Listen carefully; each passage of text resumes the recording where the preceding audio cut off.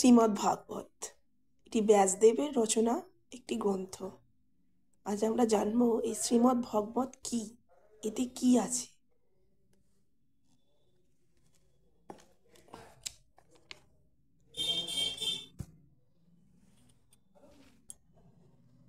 শ্রীমদ্ ভাগবত হলো একটি বৈদিক শাস্ত্র।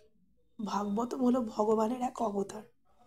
ভাগবতম যেখানে থাকে ভগবান সেখানে স্বয়ং বিরাজ করেন। তবে সব কিছুটাই বিশ্বাস করতে হবে যে ভাগবতম তোমার বাড়িতে আছে মানে ওই তোমার ঘরে ভগবান তুমি দেখাতে পারবে, সেটা নয়। বিশ্বাস, কৃষ্ণ মানেই বিশ্বাস, বিশ্বাসের উপরে সব কিছু।